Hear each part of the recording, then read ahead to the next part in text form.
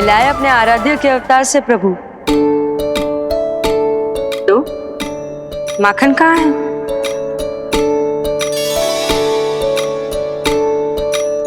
अपने सखा को मिलकर मैं इतना उत्साहित था कि कब सब खा गया पता ही नहीं चला। अद्भुत है मेरे प्रभु और अद्भुत है उनकी मैया। वैसे एक तरह से वो मेरी भी मैया है, योग माया की मैया। उनके हाथ से बना हुआ इतना सा माखन भी मेरे लिए पर्याप्त है।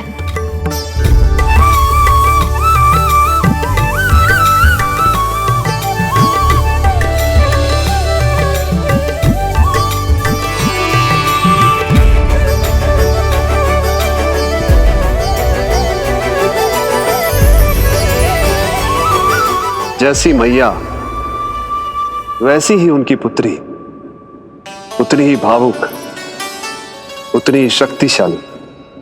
तभी तो जो समस्त संसार के रक्षक हैं वो उनकी रक्षा करती है। कोई उसकी रक्षा नहीं कर सकता। यदि वो गोकुल में ही है तो। लगता है जो कार्य पूतना नहीं कर पाई वो कार्य पूरा करने के लिए स्वामी ने किसी योद्धा को खोज लिया है। इधर आओ।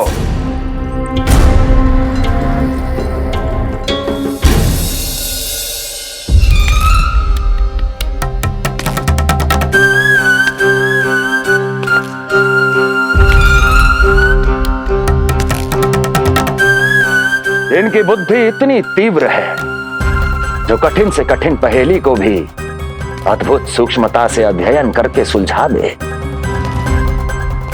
जिनकी बुद्धि की विशेषता समस्त जगत में उनका नाम और उनकी पहचान बन गई है, वो है ये सूक्ष्म बुद्धि श्रीधर। सूक्ष्म बुद्धि श्रीधर।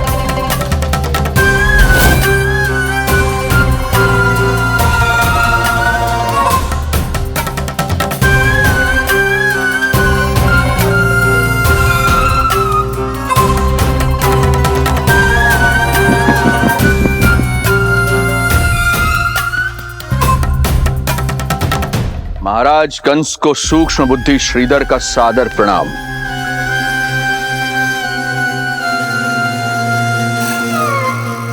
ये पता लगाने के लिए कि विष्णु का अवतार सच में गोकुल में है या नहीं,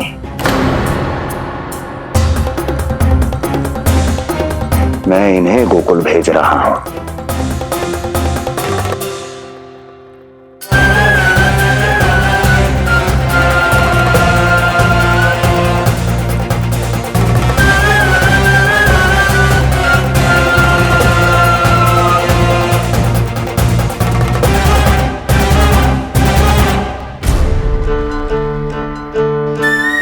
महाराज कंस, ऐसा प्रतीत होता है कि आपके मित्र सूक्ष्म बुद्धि श्रीधर को यहां देखकर आपकी रानियों को प्रसन्नता नहीं हुई।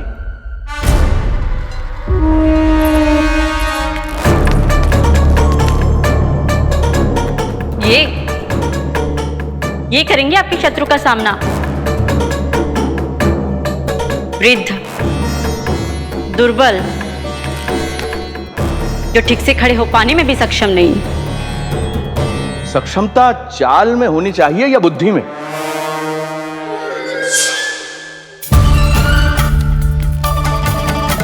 अपने पति के मित्र का अपमान अपने ही पति के समक्ष, इसका अर्थ यह है कि आप अपने पति के निर्णय का सम्मान नहीं करती हैं। और इसका यह भी अर्थ है कि आप अपने पति का ही सम्मान नहीं करती।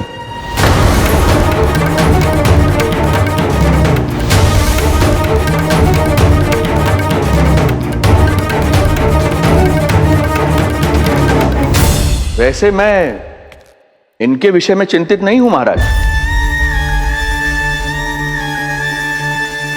मेरी शंका तो उनके विषय में है।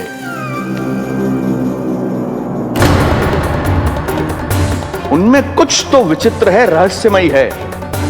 आपकी दूसरी रानी।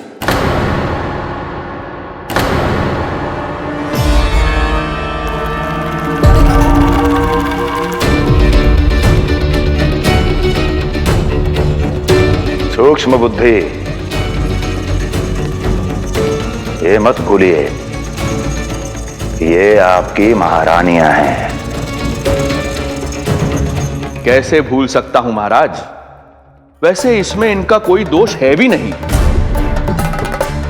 दोष तो है इस बुझे हुए दीपदंड का। इसके बुझे होने के कारण ही यहां चारों ओर अंधकार है, और इसी अंधकार के कारण इन्हें मेरा सत्य ठीक से दिखाई नहीं दिया।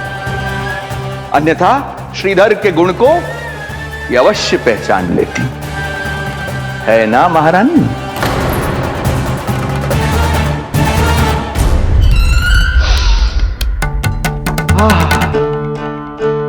राजसी भोज की मधुर सुगंध।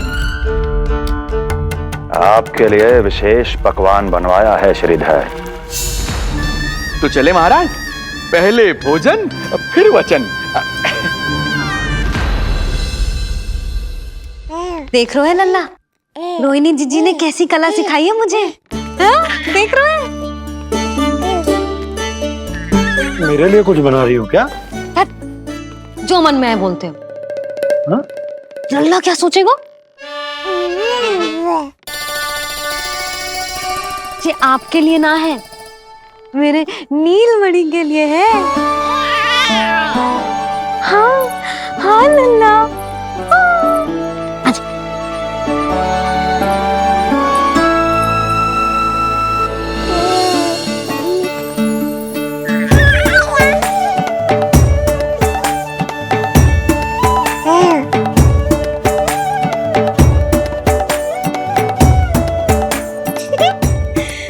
अब लल्ला सदैव मेरे साथ रहेगा।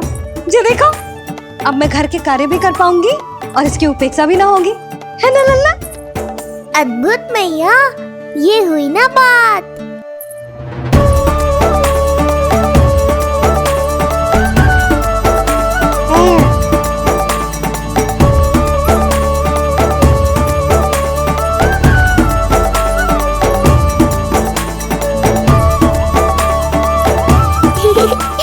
आनंद आ रहा है मैया।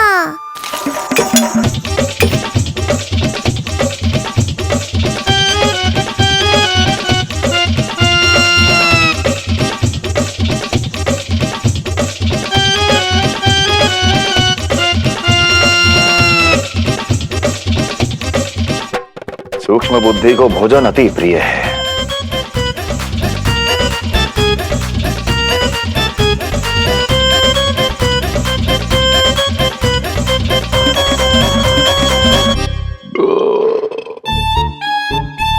आनंद आ गया प्रभु।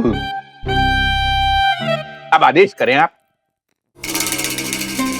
तुम्हें गोकुल जाना है सूक्ष्म बुद्धि।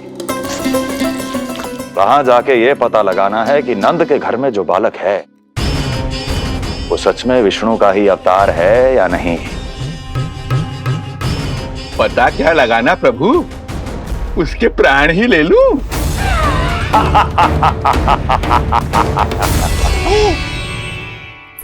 यशोदा, यशोदा बस करो, लल्ला को चक्कर आ जाएंगे।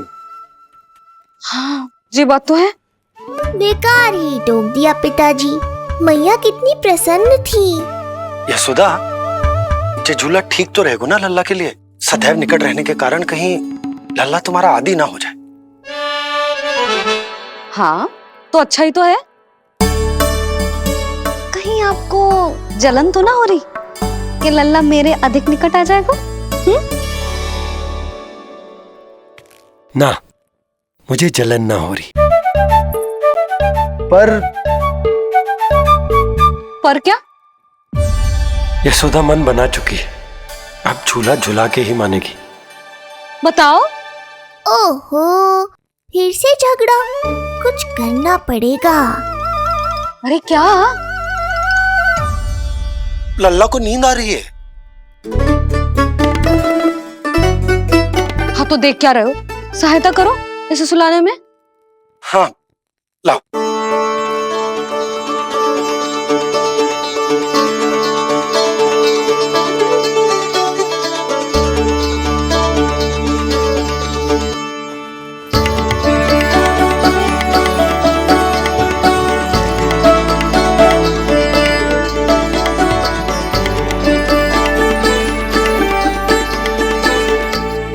तूने हमारा जीवन बदल दियो है लल्ला। बस अब प्रतिदिन ऐसे ही बीते तेरे साथ, हंसते मुस्कुराते आनंद से।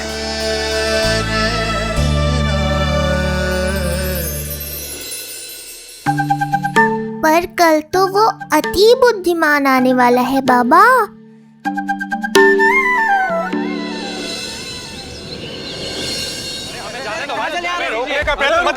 हमें अंदर जाने नहीं जा सकते। अरे हमें जाने दीजिए भाई, हमें जाने दीजिए ना, हमें जाने दीजिए। नहीं जा सकता बंदा, नहीं जा सकता, नहीं जा सकता। अरे हमें आने दो। नहीं जा सकते, हमें जाने दीजिए भाई, हमें जाने दीजिए ना, हमें जाने दीजिए। नंदलाल के दर्शन ही तो करने आए थे भाई, स्थान दो। भाई हम लोग यहाँ नंदलाल के केवल दर्शन ही तो करने आए हैं, क्यों भाई? हम दर्शन करने भीतर जाने दो, अरे जाने दो हमें। अरे नंदलाल के दर्शन करने जाने दो हमें। अरे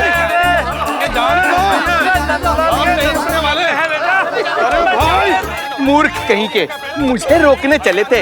अरे मेरी बुद्धि से तो लोमड़ी भी शिक्षा लेती है, तभी तो मुझे सूक्ष्म बुद्धि कहते हैं। आइए बुद्धिराज, आनंद से करूंगा आपका स्वागत।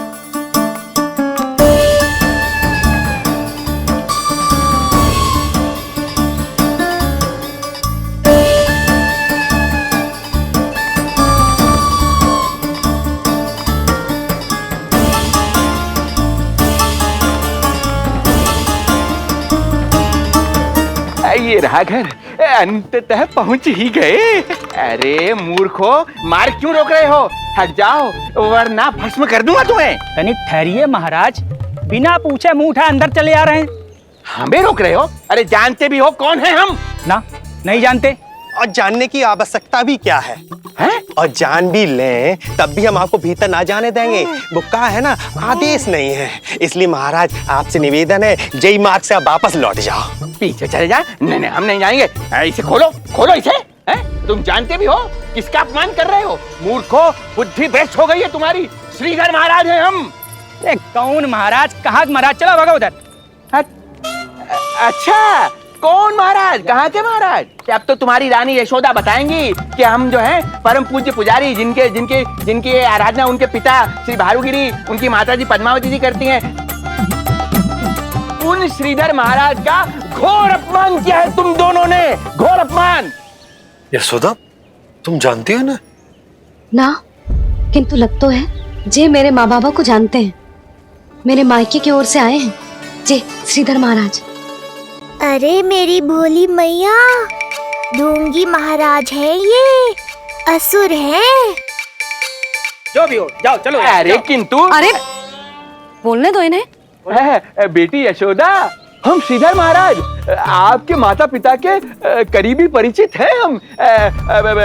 हम तो तुम्हारे पुत्र के दर्शन करने आए थे, और हाँ, ये अखंड पूजा का प्रसाद भी देना था।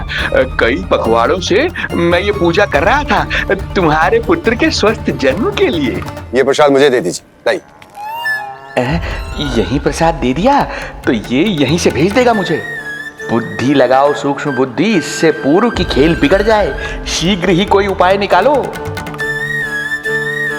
अरे आप काहे कष्ट कर रहे हैं श्रीमान? हम आते आप।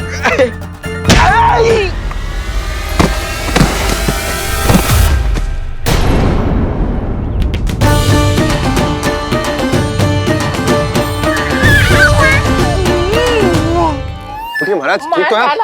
आपको ज्यादा अधिक हमें धक्का किसने दिया? धक्का? अरे हमने कछु नहीं करो। आपको ज्यादा अधिक चोट तो ना लगी? भैया आप इन्हें भीतर ले चलो। यशोदा,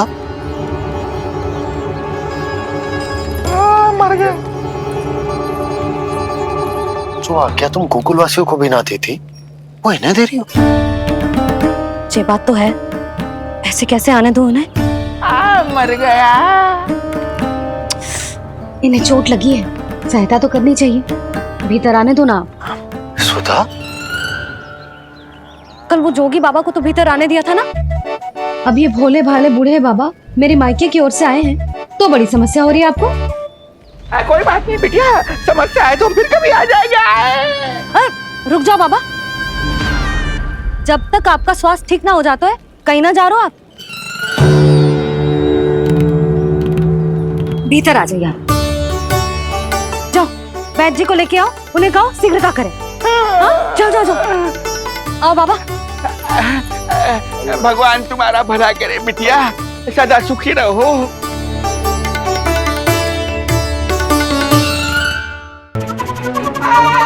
बोला चाचा, सबसे कड़वी औषधि दिलवाना इन्हें। प्रभु, हे प्रभु, मर गया। भैया, जैसे वैद्य जी ने औषधि दे देते हैं, आप इनके लिए बैलगाड़ी मंगवा लीजिए। लगता है एक बार फिर से अपनी सूक्ष्म बुद्धि का प्रयोग करना पड़ेगा मुझे। फिर नया ढोंग करेंगे ढोंगी महाराज। मुझे तो कोई चोट ना दिखाई दे रही है। अरे भीतर की चोट है, बाहर से कैसे दिखेगी? पर कोई चिन्ह तो होना चाहिए ना। चिन्ह नहीं दिखाई दे रहा? अरे तुम्हारी विद्या पूर्ण भी हुई है या अभी शिक्षा दीक्षा चल ही रही है? भीतर की चोट का चिन्ह भीतर होगा या बाहर होगा? मुझे देखो, मैं पीड़ा से करा रहा हूँ, मुझसे तो हिला भी नहीं जा रहा। तब तो जब तक पीड़ा पूरी तरह से ठीक ना हो जाती नित्य जांच करनी पड़ेगी। हाँ, यही तो चाहिए था वैद्य जी, रुकने का बहाना। आप चिंता मती करो, मेरे पास एक रामबाण औषधि है जो चुटकी बजाते ही सारी पीड़ा दूर कर देगी। ये लीजिए, दोपहर को भोजन के बाद इन्हें दे देना। राम राम। राम राम। राम राम।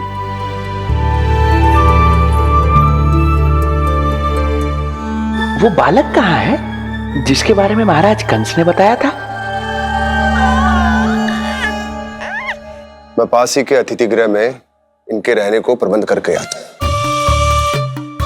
अरे श्रीमान सुनिए, अरे सुनिए तो सही। अरे हमसे तो तिलवर हिला नहीं जाना, पास के अतिथि गृह तक कैसे जाएंगे हम?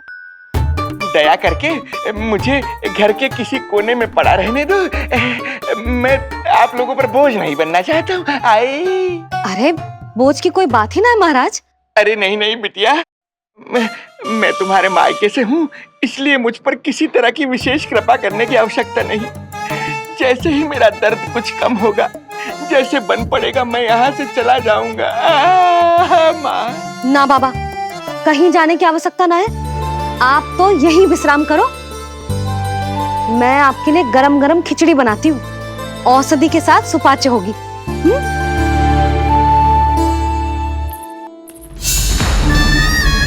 खिचड़ी नहीं यशोदा रानी, तुम्हारे पुत्र के प्राण चाहिए मुझे। यशोदा, जब तक तुम खिचड़ी बना रही हो, लल्ला को मैं संभाल लेता हूँ। लाओ।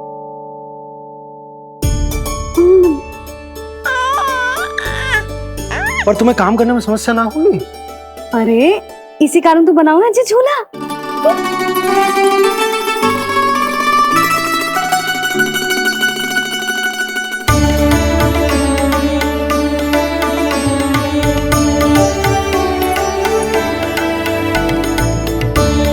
क्षमा करना बाबा, अगली बार आऊंगा आपके पास। और ढोंगी महाराज, आप तो प्रतीक्षा ही करो अभी। इनके बालक तक पहुंचना आसान नहीं लग रहा है, किंतु ये सूक्ष्म बुद्धि श्रीधर हार मानने वालों में से नहीं है। इस अवतार का सत्य तो मैं जान कर रहूंगा।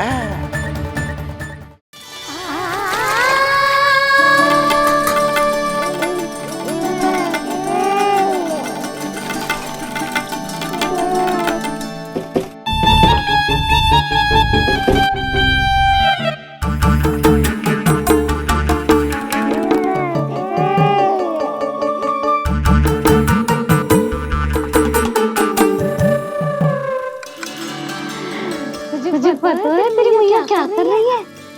अतिथि आए हैं घर पे, उनके लिए खिचड़ी बना रही है मेरी मैया। मैया देखो ढोंगी बाबा। क्या हुआ? तुझे भी खानी है खिचड़ी? है ना? ना दे सकती लल्ला।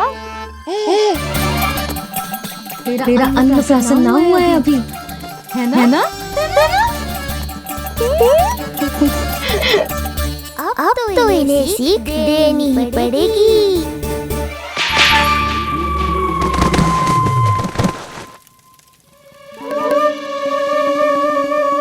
अवश्य ही मूसक में कुछ गिराओ है। अब तो बिल्ली रखना ही पड़ेगी लल्ला। कल सवेरे सबसे पहले बंसी गोला से झाड़ू पोछा लगवाऊंगी। तेरे आसपास एक भी मूसक ना भटकनी चाहिए। हाँ नहीं तो। अरे मैया, इस शिक्षक के लिए तो मैं ही पर्याप्त हूँ। खिचड़ी तो पक गई लल्ला।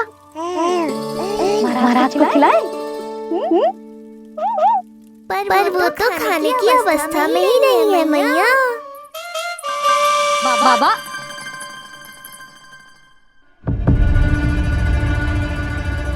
बोला बंसी। अरे जे महाराज कहाँ गए?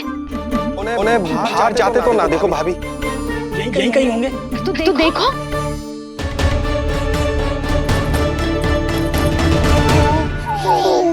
महाराज महाराज महाराज बोला तुम भीतर देख लो, हम बाहर देख लेते हैं। महाराज महाराज महाराज महाराज भाभी क्या हुआ? क्या होगा? बाबा यहाँ क्या कर रहे थे? लगता है भाभी मूर्छित हो गए हैं। अरे जल छिड़को। बंसी जल लाओ। बाबा छिड़को पानी छिड़को। महाराज ओ महाराज आगे खोलो।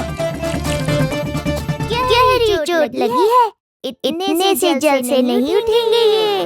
अरे अच्छे से जल छिड़को। हाँ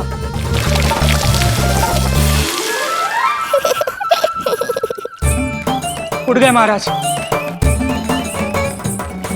बाबा अब ठीक हो?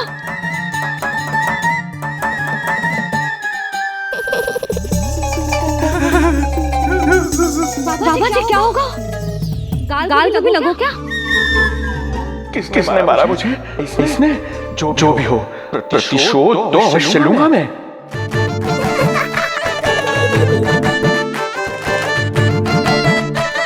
प्रतिशोध बाद में लेना महाराज, पहले खड़े तो हो जाओ ठीक से।